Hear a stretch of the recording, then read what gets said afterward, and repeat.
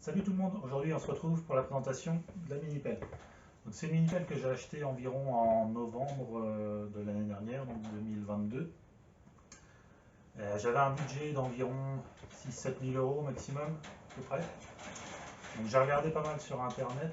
Donc en occasion, dans le coin, il n'y avait pas énormément de trucs. J'ai regardé sur le Bon Coin, sur des sites d'enchères, etc. Mais dans ce budget-là, il n'y a que des pelles qui ont environ 3000 heures, donc on ne sait pas trop au niveau mécanique ce que ça peut donner.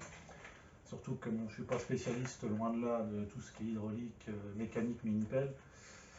Ensuite, je m'étais renseigné sur les sites chinois, parce que je savais que les Chinois fabriquaient des pelles, des mini-pelles, des pelles apparemment pas trop mal pour un budget assez intéressant. Mais après, ce qui était un peu embêtant, c'était tout ce qui était douane, frais de port, le temps d'attente aussi, qui est assez long, quelques mois à attendre. Donc j'ai vite abandonné et j'avais mis ça un peu de côté. Et puis après différentes recherches, j'ai vu qu'il existait des kits de pelles à monter soi-même. Donc celle-là, c'est une pelle que j'ai montée moi-même. Je me suis pas mal renseigné. J'ai été sur un forum sur internet qui s'appelle Les Vieilles Soupapes, je crois. Et tous les utilisateurs, il y a une partie qui est dédiée à ce modèle de pelle-là. Et après avoir lu le forum, pas tous les posts, mais on va dire 90% des posts, je me suis décidé à acheter cette machine-là. Donc le modèle, c'est une Phoenix 400 et c'est la société HHO, donc, qui est basée en France, qui fabrique ces mini-pelles. Donc l'intérêt de ces pelles-là, c'est que niveau tarif, elles sont assez compétitives, on va dire. Et surtout, vu qu'il est possible de les monter soi-même en kit. Donc avant d'acheter, évidemment, j'ai regardé la notice. Donc en regardant ça, je me suis dit, bon, il n'y a rien de très très compliqué.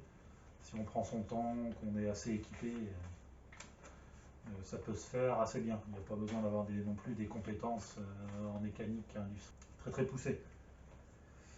Donc, alors pour ce qui est des différents kits disponibles, vous avez la version basique, on va dire, la version, alors ils appellent ça kit à souder. En fait, vous recevez les pièces en métal brut déjà découpées. Et vous avez une notice de soudage, donc c'est à vous après de tout mettre d'équerre, tout souder. Bon là c'est le kit le moins cher évidemment. Bon c'était un peu en dehors de mes compétences. Déjà je ne sais pas souder, donc bon ça risquait pas que je prenne ça. Vous avez la version soudée mais non peinte. Donc là tout arrive déjà soudé. Et vous avez juste à peindre ensuite comme vous voulez la mini-pelle. Et vous avez la version soudée peinte, donc c'est la version que j'ai prise. Je pense que c'est la version que beaucoup prennent en général. Si on n'a pas trop de compétences en soudure, c'est la plus adaptée. Donc la version soudée peinte, donc tout arrive soudé et déjà peint donc en jaune, comme ceci. Et le châssis en noir, et voilà. Et vous avez la version pour les gens qui ne savent pas trop bricoler ou qui n'ont pas envie de s'embêter, je pense, c'est la version prête à l'emploi. Donc c'est la version la plus chère évidemment, où tout arrive déjà livré. Vous n'avez plus qu'à démarrer la pelle et partir. Alors concernant les motorisations, donc c'est des moteurs essence, vous avez le choix entre deux moteurs. Donc la marque c'est des Kohler, donc c'est une marque américaine je crois. Moi j'ai pris la version 9,5 chevaux, c'est un Kohler Pro 9,5 chevaux. À savoir que si on prend la version 9,5 ou 14 chevaux, qui est évidemment plus chère, la 14 chevaux, ça ne changera pas la puissance de la pelle. Donc c'est vrai que ça peut paraître un peu bizarre, mais ça change juste apparemment la fluidité dans les manettes. Et également, on peut adapter des accessoires supplémentaires qu'on ne peut pas avec la version 9,5. Ça change en fait le débit d'huile, à mon avis, au niveau des commandes. Pour ce qui est de la consommation, j'ai regardé sur le site de HHO qui fabrique la mini-pelle. Donc pour la version 9,5 chevaux comme moi, quand on a le moteur à pleine charge à 100%, on est environ à 1,9 litres à l'heure. Donc à savoir que ça consomme vraiment pas énormément. Surtout que ce qu'il faut savoir également, c'est que si on bosse avec le moteur à pleine charge à 100%. Les manettes, enfin tout ce qui est commande, c'est pas du tout fluide, c'est assez brutal, on n'est pas du tout précis. Et ça apporte pas plus de force que si on met à mi-régime. Donc l'idéal, c'est de bosser à mi-régime en fait. Même niveau bruit, vous allez voir, si on bosse à mi-régime, tout est beaucoup plus fluide, on a assez de force pour travailler. Niveau bruit, on est gagnant. Niveau consommation, on est gagnant aussi.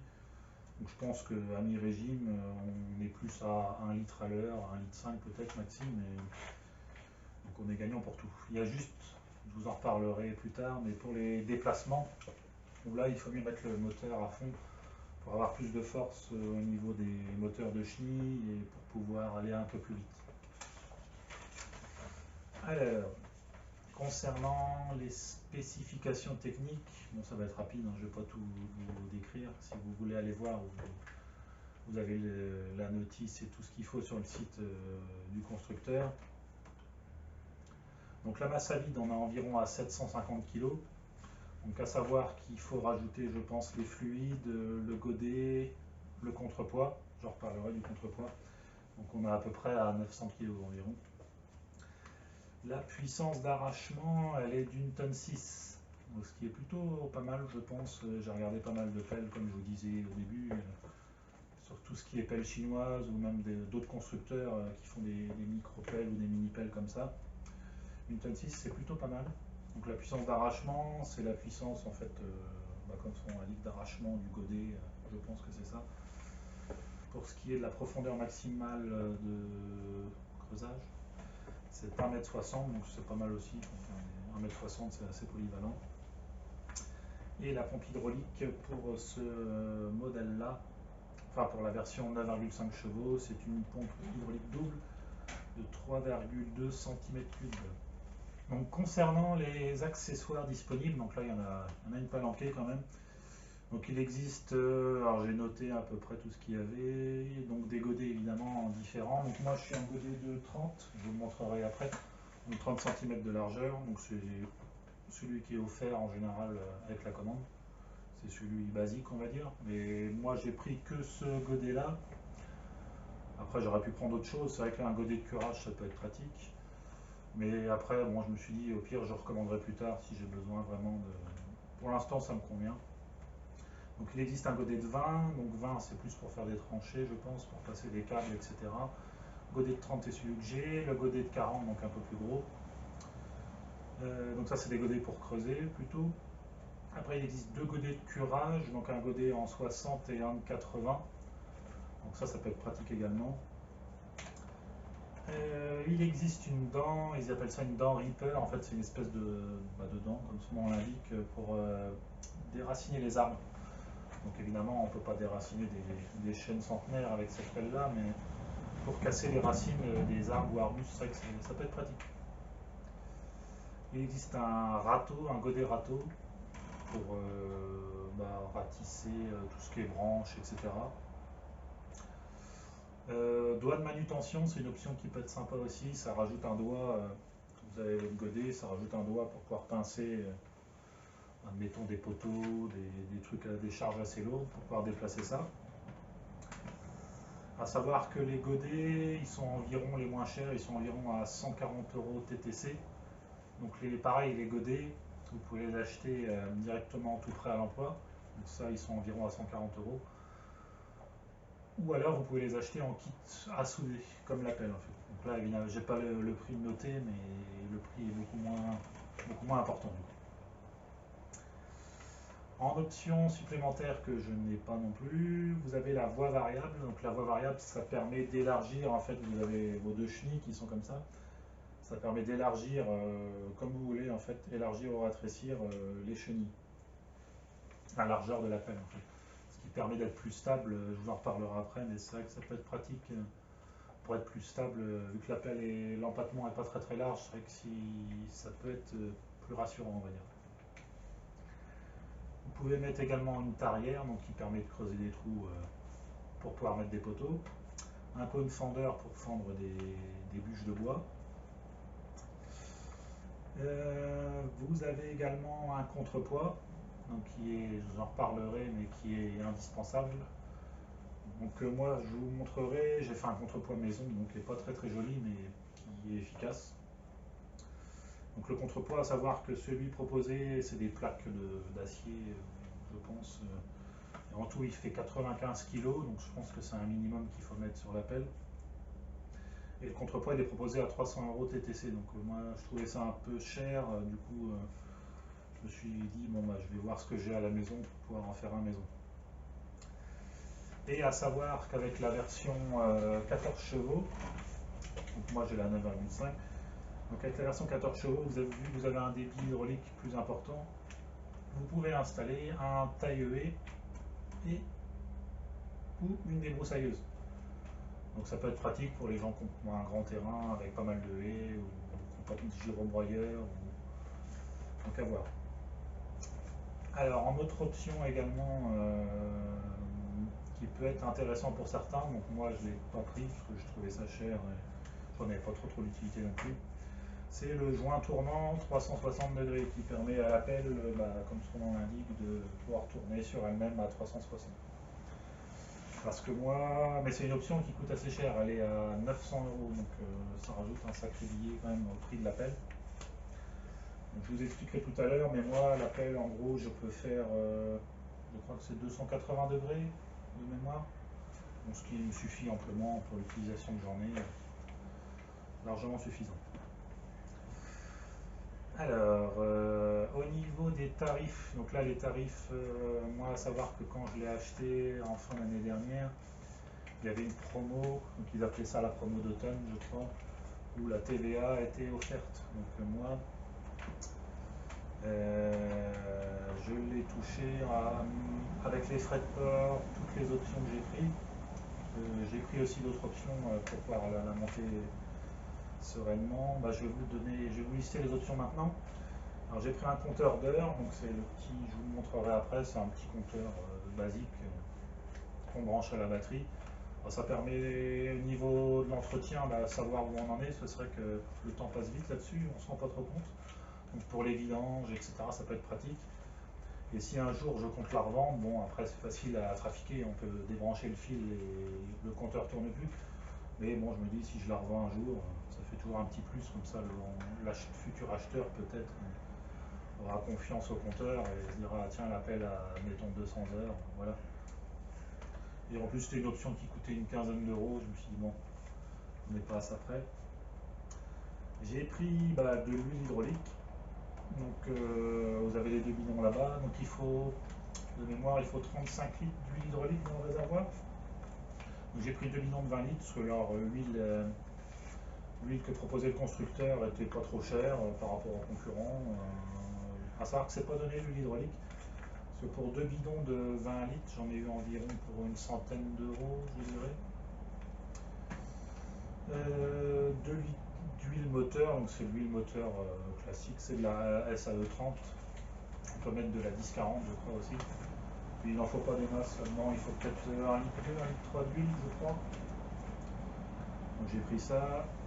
J'ai pris un tube de graisse pour pouvoir graisser tout ce qui est articulation. J'ai pris du frein filet, parce que j'en avais pas de frein filet, donc je faisais du frein filet fort, je crois, de la colle hydraulique et du téflon.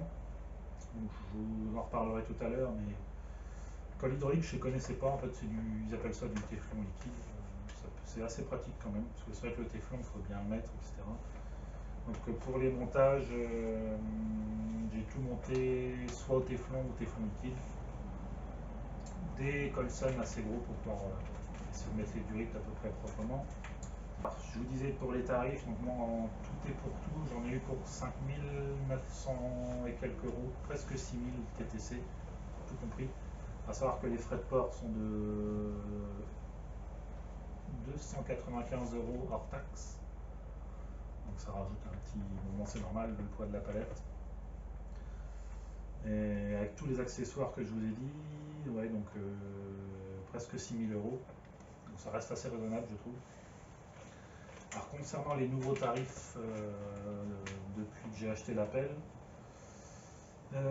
donc la version kit à souder, donc là je vous parle pour la version 9,5 chevaux, à savoir que la version 14 chevaux évidemment elle est un peu plus chère.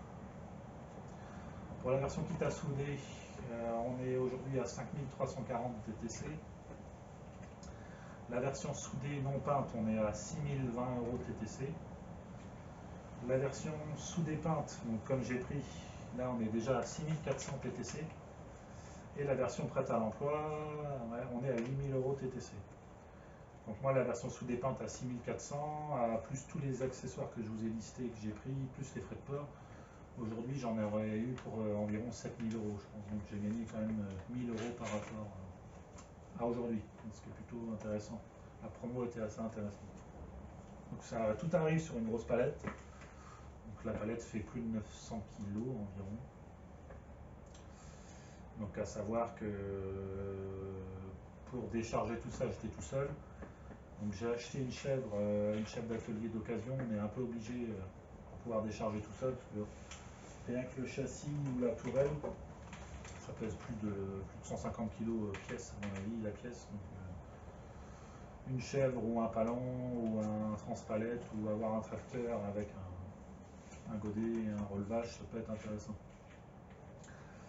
En matériel nécessaire, il faut aussi un garage ou un lieu pour pouvoir la monter à l'abri assez grand. Si vous avez un tout petit garage, une fois qu'on décharge la palette, on peut être vite à court de place. Concernant l'outillage, à part la chèvre qui peut être un peu spécifique ou le palan, il faut des douilles et des clés plates assez grande taille, on va dire. En général, c'est du 24, 22. Voilà, après, il n'y a rien. Une clé à choc, ça peut être intéressant également. À certaines étapes, c'est mieux d'être 2 personnes. Je vous expliquerai ça tout à l'heure, mais 2 personnes, c'est pas trop pour certaines étapes du montage. Donc voilà une petite vue d'ensemble de l'engin. Donc je vais essayer de vous détailler un peu les différentes étapes du montage. Donc de mémoire, hein, je ne vais pas vous faire un cours là-dessus. Si vous voulez, la notice est disponible sur le site du constructeur. Donc en premier lieu, vous avez le châssis à positionner. Donc le châssis, c'est la grosse pièce noire évidemment en bas. Donc vous voyez l'épaisseur, hein, vous imaginez le poids que ça fait. Donc ça, il faut le déplacer évidemment avec palan ou chèvre d'atelier. Donc vous avez tout ce qui est les rollers, ils appellent ça des chenilles à positionner. Donc avec des axes qui passent. Donc au niveau de celui-là, vous avez un axe qui passe de part et d'autre de la pelle. Donc il est assez galère à rentrer. J'ai dû pour ma part le meuler un petit peu pour que ça rentre. Et pareil, là c'est des axes plus petits qui s'arrêtent juste au niveau du châssis, qui eux sont rentrés un peu plus facilement. Donc là vous avez tout ça. Ensuite en deuxième lieu vous avez les moteurs hydrauliques des chenilles qui se trouvent à l'arrière de la pelle. Alors, je ne sais pas si on voit quelque chose. Vous avez les 2 moteurs ici. Donc à savoir qu'il y a 2 montages différents pour les durites. Donc, je m'étais trompé au début. Donc je me suis dit ça commence bien si je me trompe dès le début. Toutes ces durites là repartent au milieu de la tourelle. Tout ressort par ici en fait. Donc une fois que vous avez fait ça, il faut positionner. Non, il faut installer, je crois, c'est les durites et les petits vérins pour la lame. Si vous avez une lame à l'avant de la pelle, une petite lame. Donc vous avez la tourelle ensuite à positionner. Donc là pareil, il faut mieux être 2 ou 3 et avoir la chèvre d'atelier ou un palan, parce qu'elle est lourde aussi. Donc toutes les durites ressortent par en haut. Donc ensuite vous avez tous les distributeurs à installer. Donc c'est pareil sur la notice de montage disponible sur le site. Vous avez tout l'ordre des durites, elles sont toutes colorées, numérotées. Donc ça, il faut faire ça tranquillement. Le montage des durites, il faut pas essayer de faire ça rapidement, il faut prendre son temps, surtout pas se tromper. Moi je m'étais trompé au début sur je ne sais plus, je crois que c'était ceux-là, j'avais inversé, soit vous avez côté gauche et droit. Donc avant à la fin, quand au premier démarrage, c'est un peu stressant. C'est si vous vous trompez sur une arrivée ou une sortie, ça peut faire du mal à la pompe hydraulique. Donc ça, il faut faire attention.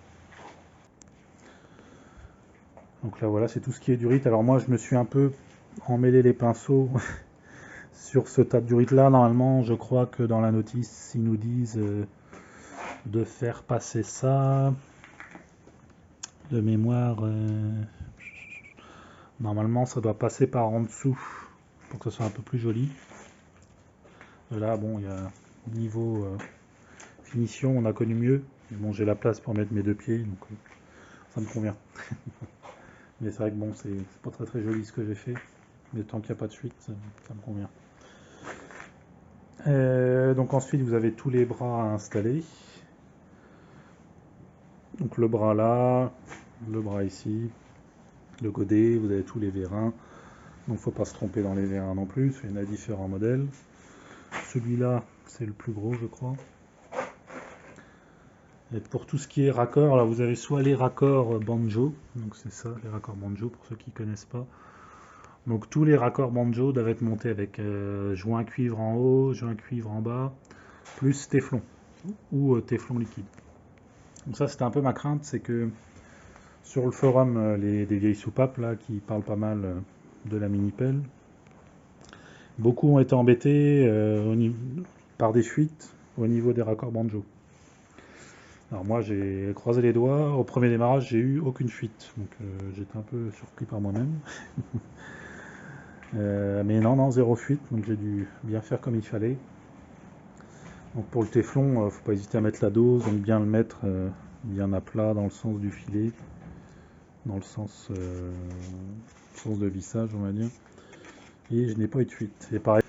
Mais oui, au bout de quelques heures, vous avez besoin, normalement c'est noté sur la notice, de vérifier le serrage d'à peu près tous les boulons. Donc moi je ne l'ai pas vraiment fait encore. C'est vrai qu'il faudrait que je m'y mette. Donc une fois que vous avez monté tout ça, tac tac tac tac, voilà, le système pour le godet. Alors il y a, je ne sais plus si je vous l'ai dit, un système d'attache rapide qui est disponible. Alors moi je ne l'ai pas acheté vu que pour l'instant j'ai qu'un godet, ça me va bien. Puis je crois que c'était pas donné non plus le prix. Mais bon après ça se fait bien, les godets sont pas très très lourds non plus, ils font une trentaine de kilos peut-être à peu près. 20 kilos celui-là le 30 cm. Donc ça me convient pour l'instant. Ah oui, une étape que je vous ai pas parlé, là j'étais un peu trop vite, et je me suis un peu mélangé. C'est la fameuse étape du montage des chenilles. Alors les chenilles, c'est un peu l'étape galère qui fait peur à tout le monde à mettre, à installer. Alors il faut mieux être deux personnes, ça c'est sûr. Donc vous allez, si vous comptez en acheter une ou si vous voulez vous renseigner, il y a pas mal de méthodes d'utilisateurs, enfin d'acheteurs comme moi qui ont tenté différentes méthodes pour monter les chenilles. Et c'est vrai que c'est un peu galère.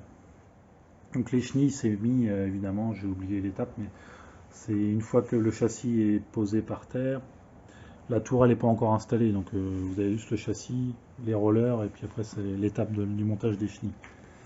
Donc pour le montage des chenilles,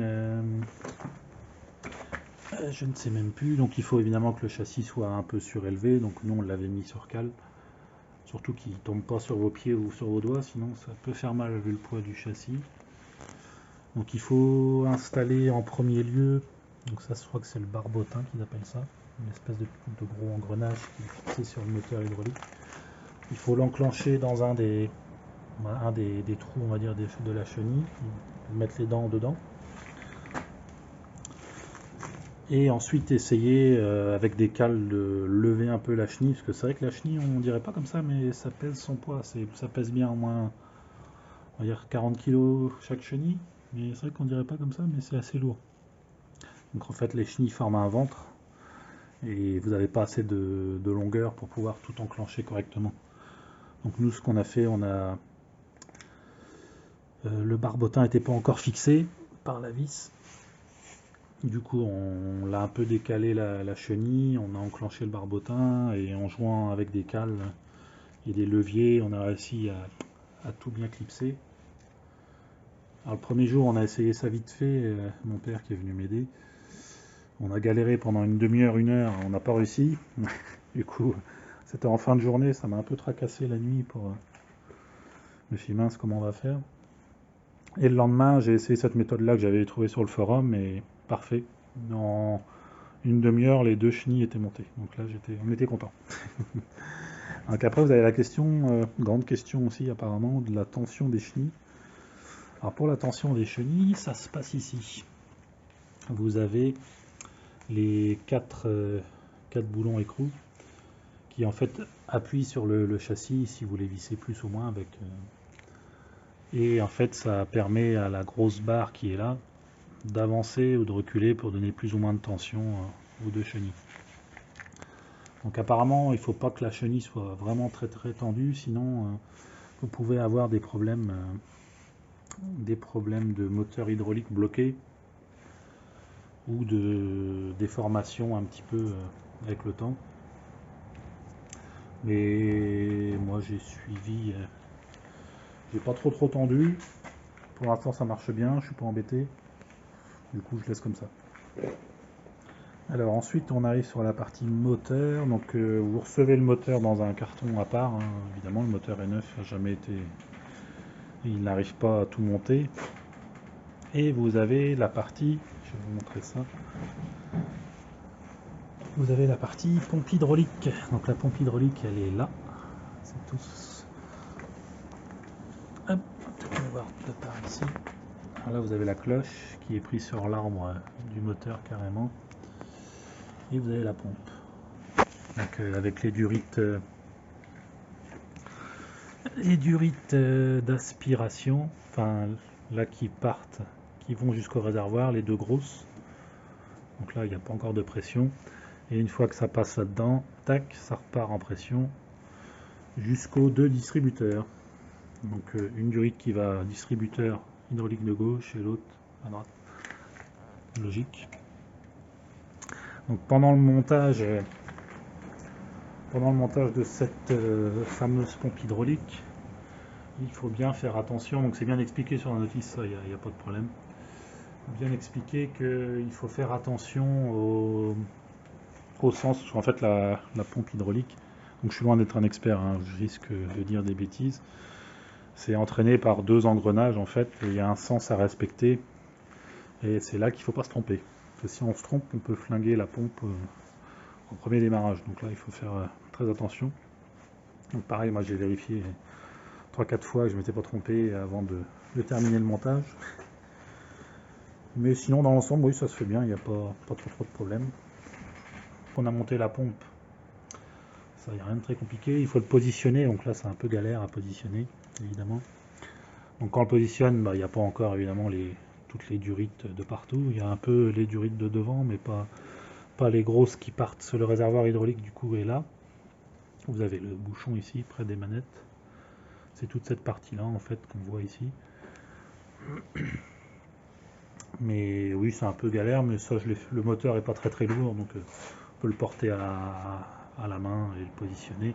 Ce qui est un peu plus galère, c'est mettre les silent blocks. Vous en avez 4, donc un ici, un par là et 2 de l'autre côté du coup. Un peu galère à mettre, mais bon, ça se fait bien. Donc avant évidemment d'installer la pompe hydraulique et tout, il est demandé de mettre de l'huile dans le moteur, de le démarrer une fois pour voir si tout va bien. Parce que ça serait bête de tout installer et que votre moteur ait un petit souci. Bon, ça peut arriver sur du matériel neuf, mais moi j'ai pas eu de souci. C'est un moteur que vous pouvez démarrer soit au lanceur, ou alors vous avez le démarrage électrique qui est... Vous avez la clé qui est là. Donc dans la notice, il est noté que vous devez normalement couper cette partie-là, en fait tout ce qui est Neumann on va dire, pour la clé, couper la petite patte ici et fixer la clé et le Neumann, en fait la clé sortirait au niveau de ce trou là, et le Neumann derrière. Moi je me suis dit bon, je vais laisser comme ça parce que on ne sait jamais, vu que la clé dépasse, suffit qu'il y ait une branche ou que je monte sans le faire exprès, que je donne un coup de pied ou qu'un truc arrive dans la clé qui est là et qu'elle casse dans le Neumann. J'avais pas envie que ça arrive, du coup j'ai décidé de la laisser là. Bon, c'est un peu plus galère à atteindre, mais pour la démarrer, moi je me mets sur le côté ici et j'arrive bien à gérer la clé qui est là, plus le starter de l'autre côté avec l'autre main. Vu que le moteur démarre facilement, il n'y a pas trop de problème. Pareil, vous avez le câble d'accélérateur là que vous avez à fixer, donc tout est noté dans la notice, et qui fait le tour et qui arrive là. Alors c'était un des défauts de l'Apple, je trouve, et je suis pas le seul à le dire, c'est que l'accélérateur là est pas folichon. Le câble a du mal à coulisser, même s'il est bien graissé, il fait une belle boucle, comme indiqué dans la notice. Donc moi en général, je joue plutôt directement avec l'accélérateur qui est situé ici. Donc sur l'Apple, une fois que je suis assis dessus, je me baisse. Avec la main gauche, j'arrive à augmenter le débit ou le baisser. Il n'y a pas trop de problème. Voilà, et vous avez également, que j'ai oublié de vous parler, qui évidemment se monte avant le moteur, le moteur essence, le moteur hydraulique qui est là, qu'on voit, c'est le moteur de la tourelle pour pouvoir pivoter sur vous-même. Pivoter la tourelle, donc c'est un moteur avec un gros engrenage qui vient se fixer sur la couronne. Donc la couronne, je vous en ai pas parlé non plus, je sais pas si on va la voir, c'est la pièce en couleur chromée là, on va dire, qui vient se poser sur le châssis. Donc c'est une grosse couronne avec des dents, c'est une couronne pro qui sert à pivoter la tourelle. C'est le premier truc que vous fixez sur le châssis en fait, la première étape. Donc je crois qu'avant, je dis peut-être des bêtises, mais il y avait le choix entre couronne standard ou couronne professionnelle. Donc couronne professionnelle, c'est à mon avis, c'est juste une couronne un peu plus solide, de meilleure qualité. On pouvait choisir soit ça ou une couronne standard, un peu de moins bonne qualité. Mais maintenant, il n'y a plus que la couronne pro disponible. Donc peut-être que la société HHO a eu des problèmes de retour SAV trop souvent. Peut-être des bêtises, hein, mais avec la couronne standard, du coup, ils ont décidé de mettre que des couronnes pro maintenant. Bon, remarque, c'est pas plus mal, comme ça au moins, ça évite d'être embêté. Le petit compteur d'heure, comme je vous disais, qui se fixe ici. Donc là, on peut voir que je suis déjà à 17 heures et quelques. Donc c'est assez pratique hein, pour tout ce qui est entretien. Parce que pareil, donc j'ai plus trop toutes les spécificités en tête, mais au bout de la 5e heure d'utilisation de l'appel, il faut, je crois, refaire une vidange moteur. Vu que c'est normal, il y a eu le rodage du moteur. Il se peut qu'il y ait des petits bouts de limaille, etc. qui traînent dans l'huile, du coup il faut refaire une vidange moteur. Donc pour la vidange moteur, vous avez deux bouchons de vidange, donc un ici, le jaune qu'on voit ici, de ce côté-là, ou l'autre qui est plus accessible quand même, qui est là. Et le fameux contrepoids, pas très joli, mais efficace. Alors j'ai fait avec ce que j'avais qui traînait à la maison, hein, j'avais pas envie de racheter, vu le prix de l'acier, de la fonte, etc. Donc le contrepoids d'origine, en fait, que vous pouvez acheter, c'est juste des plaques, c'est à peu près épais comme ça, qui se mettent comme ça, donc ça dépasse pas trop comme le mien. Moi j'ai fait avec ce que j'avais, donc pour tout ce qui est... Mais c'est bien, c'est que j'ai pas... Les trous, en fait, vous voyez, c'est fixé par deux gros écrous boulons de chaque côté. Un là et un là. Et en fait, les deux gros là-bas, alors celui-là c'est un des écrous boulons qui tient la tourelle en fait. Pareil pour celui-là. Du coup comme ça, bah, ça bouge pas. Et celui-là c'était déjà un trou qui était d'origine sur la tourelle. Et l'autre qui est là aussi c'était un trou d'origine. Du coup il y a ça part comme ça. Donc ça c'est des... Peut-être que certains ont reconnu, c'est des espèces de cornières de poteaux téléphoniques. Donc c'est en galva, très très costaud. Ça part comme ça, tac. Le poids, je sais que ça fait un peu clochard, mais j'avais que ça. C'est une vieille bouteille de gaz que j'ai vidée, que j'ai remplie d'eau plusieurs fois pour enlever le gaz. Et j'ai mis dedans du béton avec des vieux bouts de fer qui traînaient assez lourd, des disques de frein, etc. J'ai mis ce gros truc là pour pouvoir le lever avec toujours la chef d'atelier, ce qui est assez pratique vu le poids de l'engin. Et avec, moi j'avais ça qui traînait dans le fond du jardin. Je ne sais pas ce que c'est, si une pièce de tracteur ou de pelle qui est assez lourd aussi. Que j'avais boulonné là-dedans, c'est pris dans le ciment en même temps, donc ça bouge pas. Et on a remis des cornières comme ça avec un fer plat ici pour éviter que ça bouge et que ça aille taper dans le moteur, mais de toute façon ça ne bougera pas vu que c'est soudé un peu partout dessus.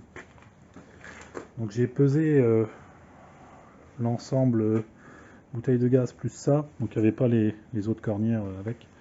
J'étais à peu près à 100, 110, 115 kg, 110 kg je crois. Donc plus les deux bouts de cornière qui tiennent tout ça, on est à peu près à 120 kg on va dire.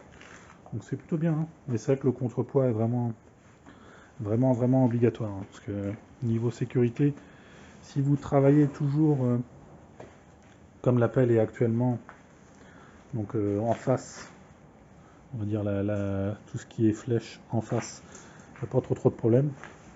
Mais dès que vous pivotez le bras tendu, que le godet est chargé, il suffit que vous êtes un peu en contrebas, que vous pivotez la pelle, vous la faites tourner sur elle-même, là vous sentez que ça peut partir vite en avant et vous pouvez vite tomber. Donc contrepoids vraiment obligatoire. Pareil, moi j'essaye toujours de travailler comme la pelle est positionnée actuellement, donc en face, comme ça on peut lever la lame pour pouvoir bien se caler et pas bouger. Ça c'est vraiment important également. Voilà, donc c'était la petite présentation de la mini pelle, donc la Phoenix 400. Voilà, j'ai noté quelques petits défauts, quelques petits trucs bien pour finir. Donc concernant la notice, vous allez voir si vous voulez, si ça vous intéresse, elle est disponible sur le site du constructeur. Donc elle est assez claire, hein, toutes les étapes sont numérotées, vous avez chaque type de vis à mettre pour chaque étape. Mais par contre, il y a quelques petites erreurs, ça n'a pas été actualisé à mon avis avec les modifications qu'elle a eues. Il faut savoir que cette pelle-là, il y a des modifications, pas régulièrement, mais il y en a eu quelques-unes les années précédentes. Ils essayent toujours d'améliorer un petit peu leur engin, donc ça c'est pas trop mal. Comme je vous disais tout à l'heure concernant la couronne pro et standard. Donc quelques petites erreurs, mais rien de méchant. Si on a un peu de jugeote, on arrive quand même à s'en sortir, il n'y a pas trop de problème. Un truc un peu compliqué, alors moi je suis pas très doué là-dedans, mais c'est quand il vous explique dans la notice la taille des écrous et des boulons. Des coups, c'est pas évident à voir quel écrou ou quel boulon mettre quand on n'a pas trop l'habitude. C'est vrai que bon, moi, à part les mesurer leur longueur, des coups, c'est pas trop à quoi s'attendre. Mais on arrive quand même à s'en sortir. En général, il y a toujours quelques écrous ou boulons supplémentaires dans la livrée, donc il n'y a pas trop de soucis. Le forum des vieilles soupapes, très utile si vous voulez vous lancer dans l'assemblage d'une machine comme ça. Vous allez voir, il y a certains membres qui ont pris des photos de toutes les étapes, etc. Quand ils avaient des questions, certains autres membres leur ont répondu. Donc ça peut être pas mal de voir les étapes en photo avant de se lancer pour voir à quoi s'attendre. Et si jamais on a une question ou un doute, on peut toujours, avant de faire une bêtise, pas être trop pressé, pas se précipiter. Ça peut être sympa d'aller faire un tour là-dessus. Vous savez, comme je voulais vous en parler, moi j'ai eu juste un souci, c'est que pour terminer l'appel, il me manquait je crois de mémoire, c'était des raccords comme ceci, des petits angles droits comme ça qui me manquaient. Donc je l'ai eu au téléphone Benjamin, et pas de problème, ils m'ont envoyé ça et j'ai dû les appeler, admettons, le jeudi après-midi, et le samedi matin j'avais les pièces de livrer chez moi, donc sans rien demander en échange, donc vraiment sympa. Un petit défaut quand même, c'est le déplacement. Vous allez voir que mon niveau vitesse, on est à peu près à, je crois, 1,5 km/h ou 2 km/h. Donc après, bon, c'est normal, c'est une mini-pelle, on n'a pas demandé à ce que ça aille très vite. Mais déplacement un peu lent. Et un peu laborieux, c'est sur tout ce qui est demi-tour. Quand le terrain, bon là on est en hiver en ce moment, le terrain est assez humide. Donc quand le terrain est humide et un peu boueux, on va dire, là les déplacements, surtout les demi-tours ou pour tourner, un peu laborieux. Je pense que ça vient aussi de l'empattement qui n'est pas très très large, ça ne doit pas aider. Mais une fois qu'on est sur du dur ou du sec, là il n'y a pas trop de soucis pour pouvoir tourner. Et après il faut jouer avec les manettes, c'est ces deux manettes là pour tourner, pour actionner les chenilles. Donc il faut s'amuser à faire des petites marches arrière, avant, gauche, droite, pour pouvoir réussir à avancer en crame un petit peu quand on est un peu bloqué. Voilà, j'espère que ça vous aura plu. J'essaierai de faire une petite vidéo si ça vous intéresse sur l'utilisation ou filmer quand j'utilise l'appel. Donc à savoir que pour l'instant, donc elle a 17 heures. Donc j'ai fait pas mal de trucs quand même avec. Donc après j'ai creusé pas mal de trous. J'ai refait un petit appentis pour ranger du bois. Donc au lieu de s'embêter à faire ça à la main, on prend l'appel, ça prend 10 minutes, on fait 3 trous tac, pour pouvoir mettre ses poteaux. Alors qu'à la main, on prend 1h30, 2 heures à creuser ça. Celui-ci, c'est beaucoup de cailloux. Et même pour mon activité professionnelle, donc à savoir que j'ai un terrain qui fait 5 hectares, et que pour mon activité, j'ai souvent besoin de creuser des trous pour mettre des poteaux, enlever des buissons, etc. Donc là, l'appel, c'était vraiment un outil qui me faisait envie depuis très longtemps, mais que je n'avais jamais osé acheter, on va dire. Voilà, donc j'espère que ça vous aura plu. Je vous dis à la prochaine. Allez, salut!